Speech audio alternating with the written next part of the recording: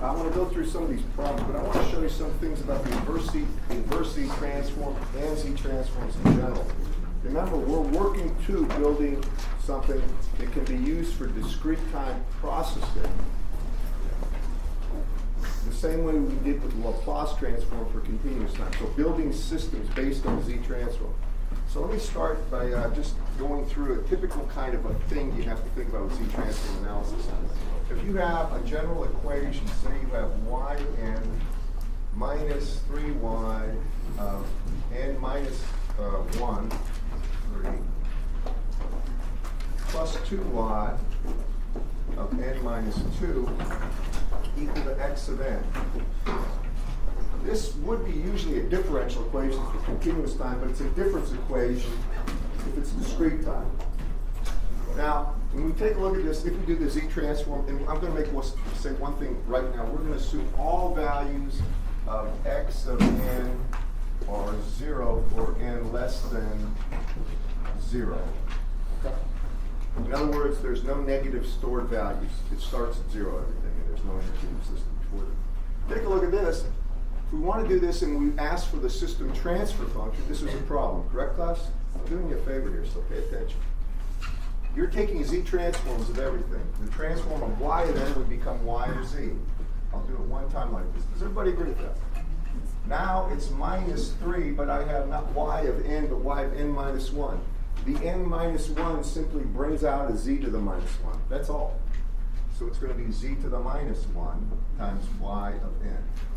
I mean y of z, pardon, y of z. Plus 2.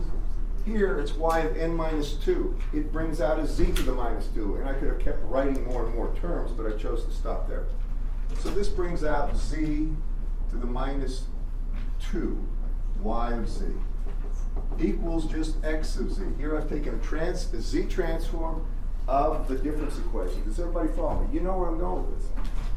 If it was Laplace, the next thing I do is get the transfer function. Correct, everybody? So that's what I'm going to do here.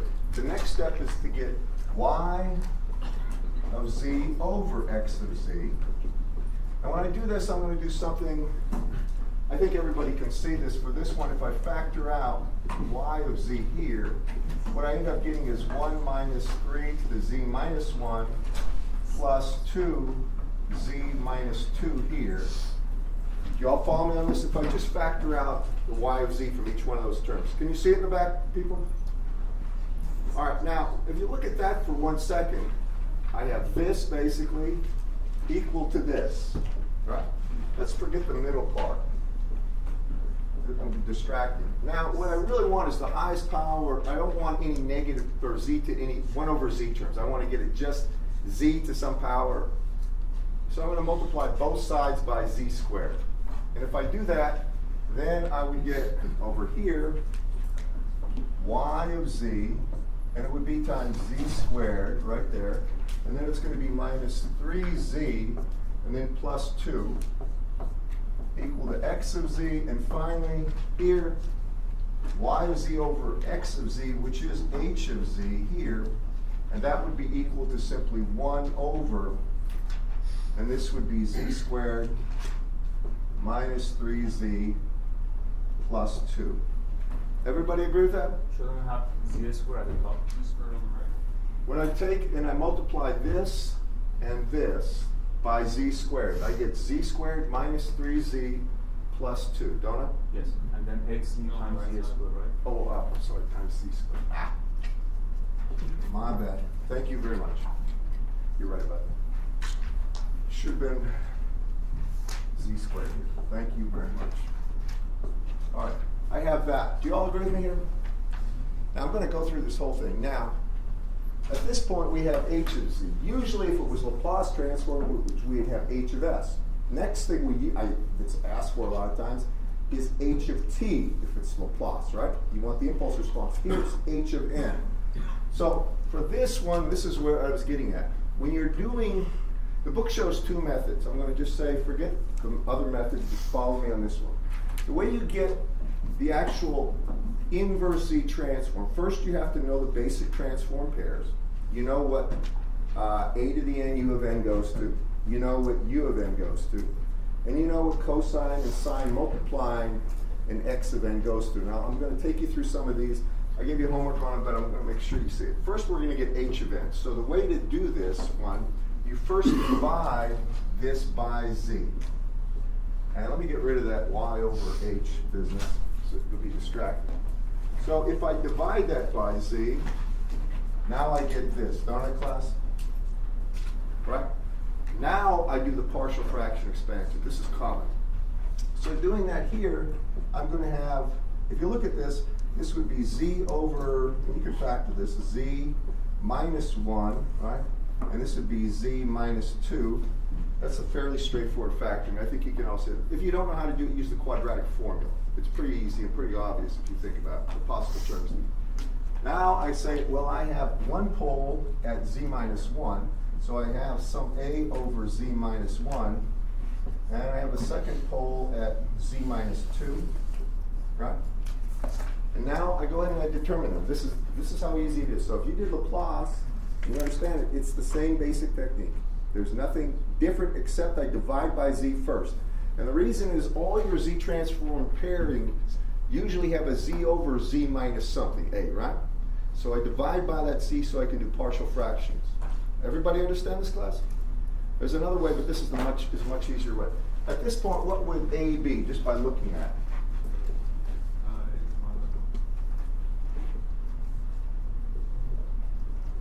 All right. First, you do what? The cover-up method, cover this up, right? And let z be equal to 1. Not minus 1, but 1, correct? If it's 1, I have 1 over 1 minus 2, or minus 1. Do you agree with me, everyone? So that's minus 1. And what's the z minus 2 coefficient on top? If z is 2, I have 2 over 1 or 2, correct? So now I have this. Now I have my h of z over z. So my next step is just multiplying through by z. Understand, everyone? And here, if I multiply through by z, now I get simply z here, and I get 2z here. And now I have my h of z, and these are pairings you need to know, z transform pairs. I know to put them here, that if I have a to the n, u of n, that goes to simply z over z minus a. If I have u of n, that goes to simply z over z minus 1. And if I have delta of n, it goes to 1.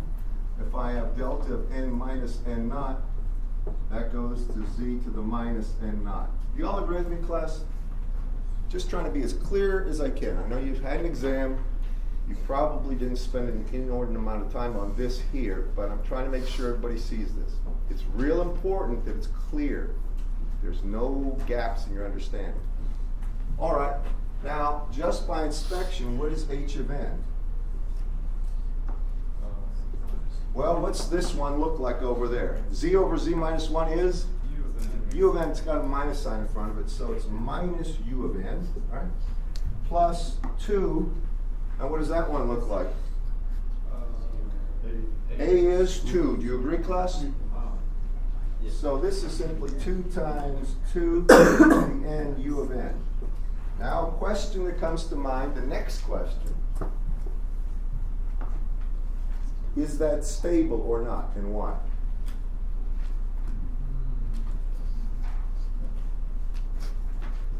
Well, what does stability mean as far as the value of h of t? It's not going to go to infinity. Look at that for a second. Where is that going to for large values of n? It's infinite. Yes, it's not stable, right? Is there another way to look at it and see if it's not stable? Let's just look at this for a second. 2 to the n goes up, up and away, right? Now, here's the other way to get stability for a z transform that I didn't get to last time, but I'm using this example to springboard into it. When you look at the actual place that's called the region of convergence, do you all remember that term? Region of convergence. There's a circle, put it on there. This is the real axis, and this is the imaginary axis. This is called the one circle. It's got a radius of 1. Now listen to me.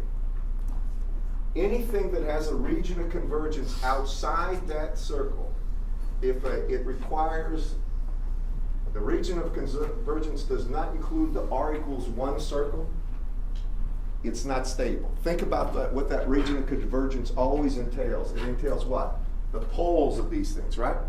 The pole on this one is z greater than 2, correct, class? Pole on this one is z greater than 1. That's marginally stable. This immediately tells me that's not stable because the pole is outside of z equals 1. Anything outside that circle is unstable. Do you understand that, everyone? Give me a show of hands if you do. For Laplace transforms, it was anything what?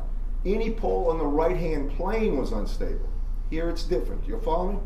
This is the basic difference in stability. Now you can find out if something's stable by looking at this and just seeing if there's a pole outside of z equal 1, magnitude z equals 1.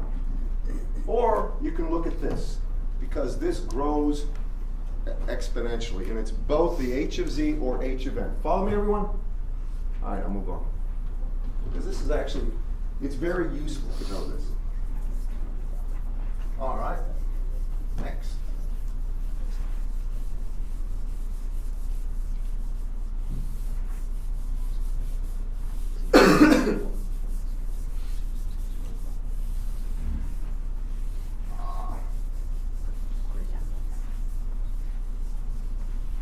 I'll leave that up there. Next thing I got is, I'm going to do a few, I don't know how many did the Z-transform homework, but I'm going to go through a few of them just to make sure everybody has a basic understanding of them, unless there's a problem with that. I mean, if there's one problem you want me to do, we'll go jump in and do that after I do this problem. So for the Z-transform inverse, let me give you another one. Suppose I say h of z is equal to, and I'm just, this is one I think the book talks about, z minus 3 over, this is typical, z squared minus 3z minus or plus 2. And for this one, what I'm really after is h of n. That's all I'm after. I want to know what's the impulse response of that system if it's the if that's the z transform. Now that z transform, I mean this h of z could have been obtained from a difference equation. Do you follow me on that? I'm going to show you what the difference equation is in a second. And usually the way problems are presented, they have either a difference equation or an h of z, one or the other, and then they're going to ask you to do something with it. The h of z will be in a block diagram, or they'll have a difference equation that you'll have to come to terms with and solve for h of z, and then do partial fraction expansion. Do you follow me, everybody? So it's one of the two. Now with Laplace transform analysis, you had actually another one. You had the possibility of what? A circuit, right? Analyze a circuit using Laplace transforms would boil down to that circuit represented differential equations. Do you follow me? Or you had just a pure differential equation, or you had an h of t that you needed an h of s for, right? And then you had some x of t coming in. You wanted y of t, so you put it in the s domain. It's basically the same thing here with z transforms. Now for this one right here, if we look at it, we're going to go ahead and remember what I told you to do. The first step is divide by z. So we're going to take that and divide it by z. Next, you have to factor that. Can everybody see that this one, that's a 2 on the end? That this is the same one I did just a second ago, isn't it, class?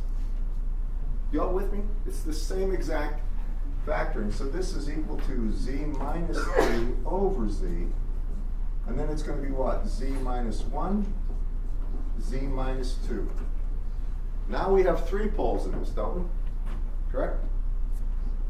Please watch now. Do you all see this right here? I want to make sure you're paying attention. I'm not, sobbing over an exam. Just make sure you're focused up here. All right. That's going to be what? A over z plus b over z minus 1 plus c over z minus 2. I'm not going to say a lot of people make mistakes doing this, but I know I've seen enough mistakes on something as simple as this because it's boring, and they want to get to the next part, something more complicated. You have to focus and get the right answers on these parts right here, the partial fraction. And you're not going to get a lot of partial credit if you can't do a partial fraction expansion. So here, how do you get A? So we all know. Cover that up and evaluate the remainder at z equals. And what is it? You got minus 3 on top. Do you agree with me there? Then I got minus 1 times minus 2, or 2. So minus 3 over 2 is minus 3 halves, correct? I'm going to put it up there. That's minus 3 halves over z plus. Now for b, I cover up the z minus 1, right? So if I cover up the z minus 1 and let z equal to 1, not minus 1, 1. When it's 1, I have 1 minus 3 or minus 2 on top, correct? Then I have minus 1, right? Or I'm sorry, I have 1 times minus 1, or minus 1. Correct, class? So I have minus 1 into minus 2, or 2. Do that in that class? So that one's 2. What's the last one? Cover that up. Let z equals 2. Top is minus 1, agreed? When z equals 2, I have 2 times 1, right? Minus 2. Say? Minus 2, right? This is 2 and that's 1, right? Oh. Right? So it's 2 times 1 is 2. You're right. Yeah, Okay. yeah. And this is what? Minus 1, right? It's minus 1/2. Minus 1/2. Minus 1/2. Now, that's equal to h of z over z. So next step is multiply everything by z, correct? Are you with me? And when I multiply everything by z, this one goes away. This is important. This becomes z, and this becomes z. Correct, class? Now, do the inverse. Remember what I showed you over there. What is h of n going to be? This is really 1 times minus 3 halves, right? What gives you a 1? Delta of n, right?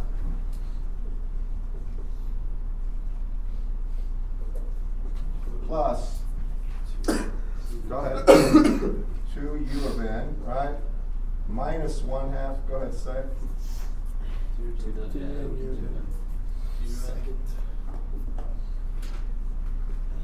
Times u of n. Right? You'll notice that one's blowing up to infinity as well. Or I should say going to a negative infinity. It's not bounded. Do you follow me on this, class? It's still done exactly right. Everything about that is exactly right as far as what we've done. Just wanted to make sure and go through those with you. Now, I wanted to say this. For this one, if I wanted to get the actual, if I'm going to just take this z off for a second, and that out, and erase this.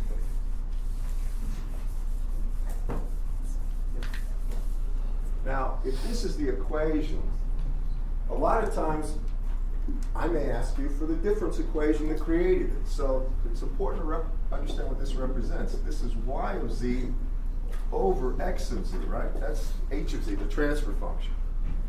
Now, I'm going to go ahead and do something.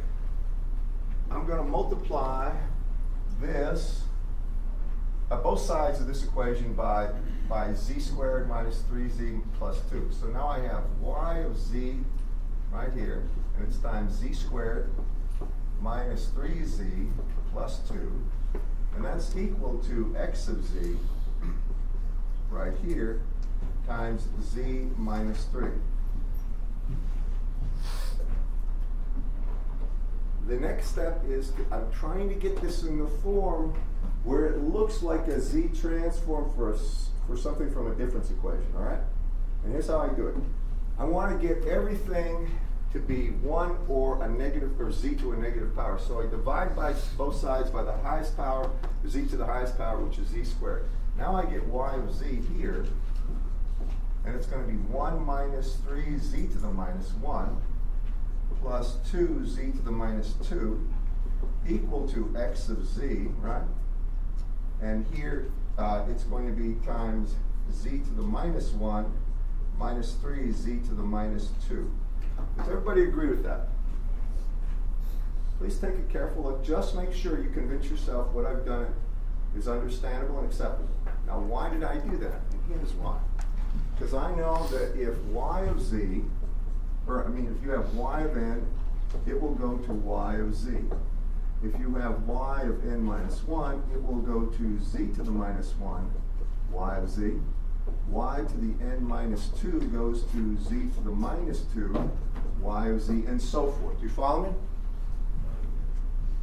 This is important you see this. This assumes, again, there are no values of y for y of n for n less than 0 that are not 0. Everything starts at 0, just like there's no energy in the system when we do Laplace transform stuff. All right, now what does that mean? Well, this equation right here, if we put it in terms of the actual n domain, it would be y of z here. That's just y of n, right? Then it's minus 3. A z to the minus 1 means it's y to the n minus 1. A z to the minus 2, y to the n minus 2. Over here, it would be x of n minus 1, right? And then minus 3, x of n minus 2. Does everybody understand what I'm doing here? Now I've used the transfer, the h of z, to determine the difference equation that would represent it, right? Now I want to tell you one other thing about difference equations, so you don't, if you see something a little different, you don't flip out.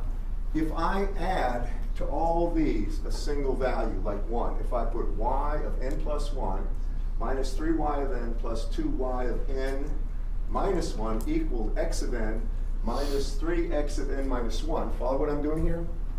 It's still legit.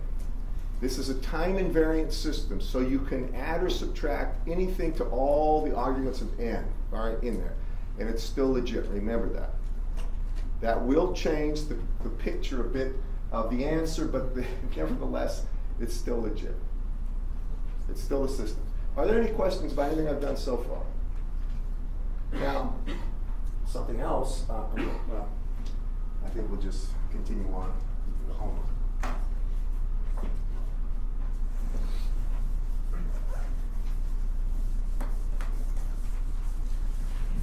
So now that you're all calm and stuff, how bad was the test?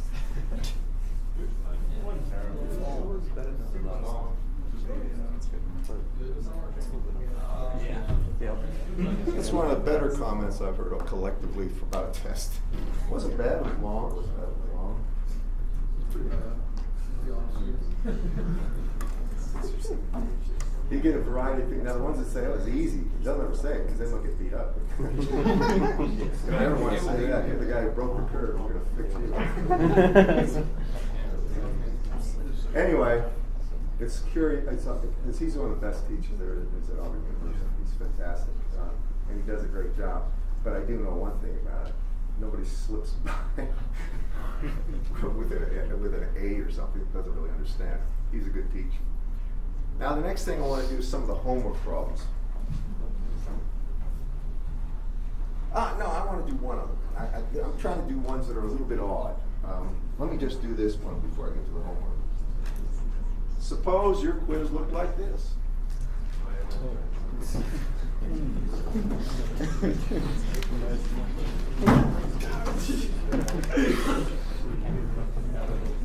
All right. Does anybody recognize that from anything? It's out of the book. It's an exercise. All right, now I want to know the inverse Z transform of that. How do I do it? I want to look for h of n for that one. Let me go to my corner. What do you guys have for me? What do we do? Nothing? No. Nothing? All right. Someone behind here. Price, right? Alright. Well, you got say. Z What's the plus- first step I do? Divide by Z. That's what I'm looking for. I'm just looking for something easy right here. I'm not, don't keep thinking I'm asking for some diabolical idea. Now the next thing I want to do is cast it in that form over there, right? Is this a transfer function or x of z? It doesn't matter what it is. I'm looking for x of n. It can be h of n, it can be x of, x. I want the inverse of that. Let's put it that way. So then we're going to do partial fraction expansion. Yeah, but before we do the partial fraction, I got to do one thing. What do I have to do? Maybe I don't have to do it, but I want to do it right here. I'm trying to fit the form over there. It's minus a minus one. That's what I was looking for. Oh. That's all I was looking for. Really. So now I do this. Now, you'll notice there are two poles, so I have some A over Z plus some B over Z minus a minus one or plus one. But I prefer you start seeing that. Every time there's a plus sign, it's minus and minus something, right? Make sure you see that. And that could be complex too, by the way. But it has to be minus the complex number, right? All right, how do I get A? Plug in 0. Cover this up, right? And evaluate the remainder at Z equal 0. So I have 3 over 1, or 3. Don't I, class? What about the next one? Plus B over Z minus a minus 1. Now, I cover this up, right, and evaluate Z at minus 1. What is it? Minus 1 and 3 is 2 divided by minus 1 is minus 2. Is it not, class? Minus 2. All right, now that's my x of Z over Z. Now I multiply both sides by Z, correct? So it gets rid of that Z and puts a Z here. That's just 3, right? This is the second time we've done the same basic process, just to make sure it's ingrained in your head. And what is this going to be when I go to the end of it? I know you fellas know this. Ladies, yes? 3 delta N. That's 3 delta of N. Minus 1 in the end. Thank you. Minus 1 to the N. U of N. U of N. Is it stable? Just look at large values of it. Yes, but it's oscillatory, right? It's bouncing up and down, up and down, up and down, up and down. That's okay. Now in the book, if you look at, does anybody have the book here? You do. Can you see this exercise in the book? I don't know which page it's on. Can anybody find it in your book? Do you have a book? I have a question. Yeah. How do you tell if it's stable again? If this, for large values of n, if this does not go to infinity, it's stable. And another way is looking here, and if all poles are for a magnitude of z less than 1 or 1. In other words, it's not a pole of z minus 2. Z minus 2 would not be stable. 2 is not poles outside. Does anybody, do you see it? Yeah. What page? 377. 377. Now, do you see the answer they give? Listen to me carefully. Remember, this is our answer, right? Listen. Their answer is a little different. What does he have? Delta N plus 2. Delta N. Go ahead. Plus 2. Minus 1 N to the minus 1. Minus 1. Or is it 2 times minus 1? Yes. Okay. That's 2 Yeah. times minus 1 to the n minus 1, u of n minus 1, right? Yeah. You all see this right here? Now, at face value, these look different, don't they? Let's evaluate them and watch. What is x of 0 here? Go ahead and look. X of 0, 3, right? Minus, when n is 0, that's 1. Minus 2 times 1, minus 2, is equal to 1, is it not? Please watch. What about over here? When it's 0, u of n minus 1 is minus, it's u of minus 1. That's off, right? But that is 1. So x of 1 is 1 here too. I mean x of 0, right? 0. What is x of 1? Do it over here. Well, is that one on or not? It's off, only here, right? If it's 1, what is it? It's minus 1 to the first power minus 1 times minus 2, which is 2, correct? And this is on, so this is 2. You agree with me, everybody? Over here, what is it? 2. It's gotta be 2. That one's off, isn't it? Yeah. But when n is 1, it's 2 times minus 1 to the 0, or 2, and this one turns on, so it's exactly 2. What I'm going to tell you is both are the same exact answer in different forms. And the reason they're different forms is this. The way He got that equation from this function is he didn't divide by z. And he made the assumption he knew something. He knew if I had a to the n u of n, and it went to z over z minus a, then if I had a to the n minus 1, u of n minus 1, then it would go to simply 1 over z minus a. You follow me on this, class? So when he did his partial fraction expansions, he didn't even bother dividing by z. He got terms like this, a constant time divided by z minus a, and he used this. Therefore, he has that delay operator built in. Now, I don't like that. That's the reason I never do it with any kind of, I always divide by z. The moral of this story is divide by z. And the reason is that gets a lot more complicated when it's not just n minus 1. All right, it can start getting crazy. Do it the way I showed you and you'll be all right. Does everybody understand that? Now I want to do problem 24 also in your book. I mean, if you've got a problem you want to see besides that, throw it at me. I'll be happy to do it. But these problems are essentially the same thing. They ask questions. They make you think a little differently, but not much differently.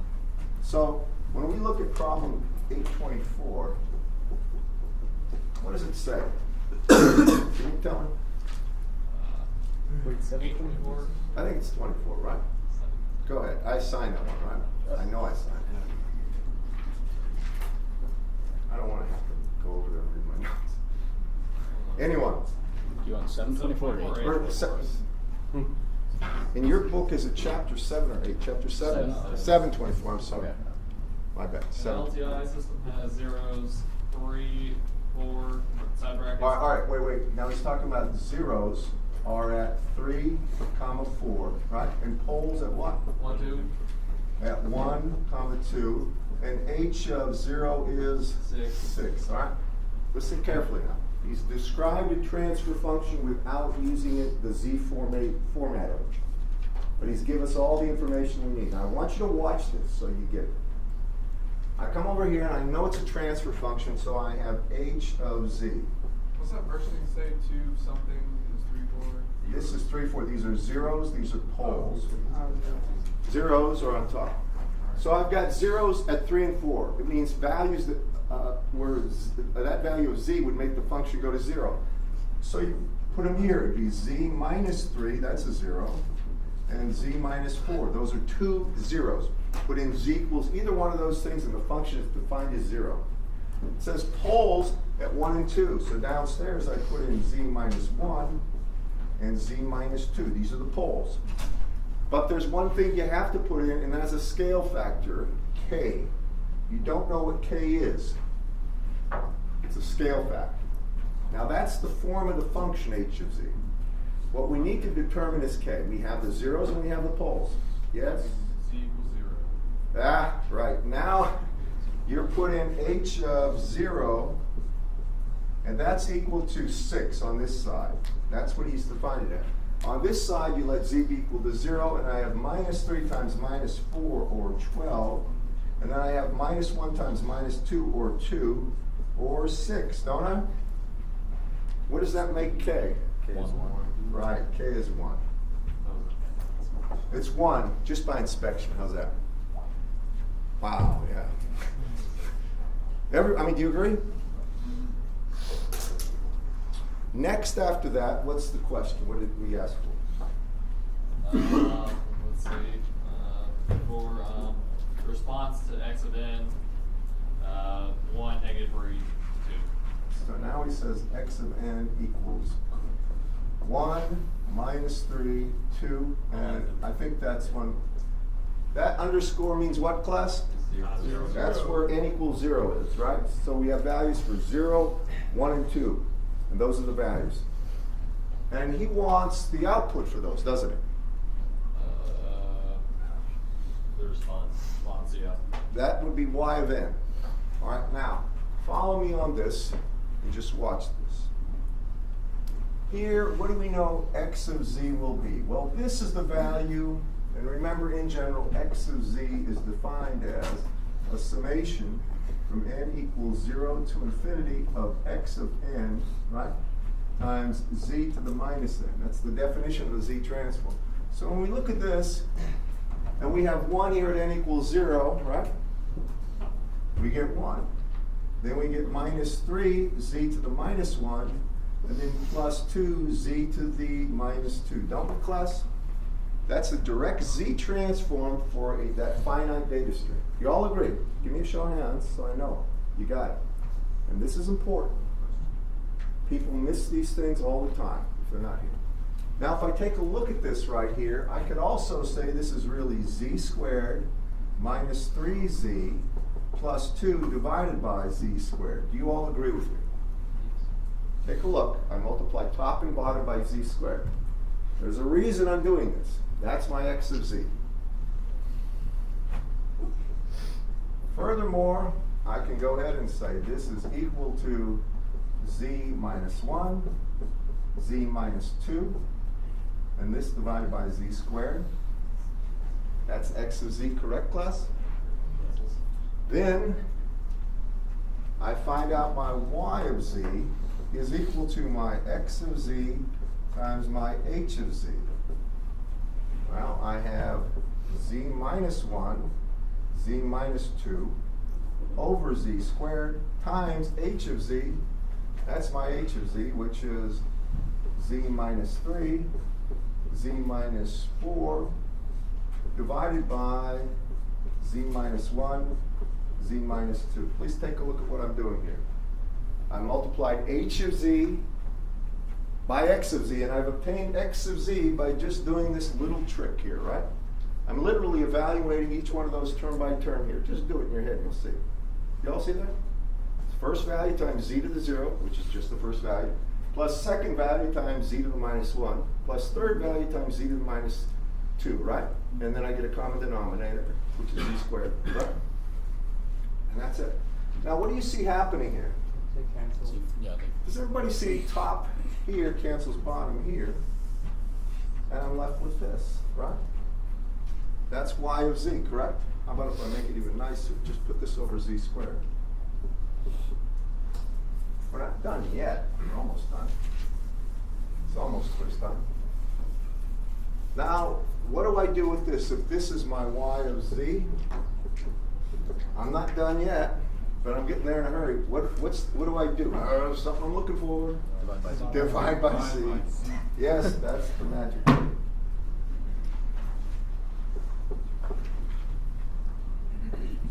Now, once I didn't even have to do that for this one because, to be frank about this, but I'm going to anyway.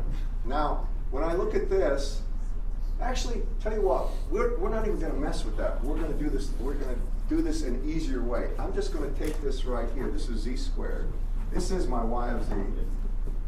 Yeah, we're just going to do it and read them off. This is the easiest way. When I take a look at this, this is z squared minus 7z plus 12, right, over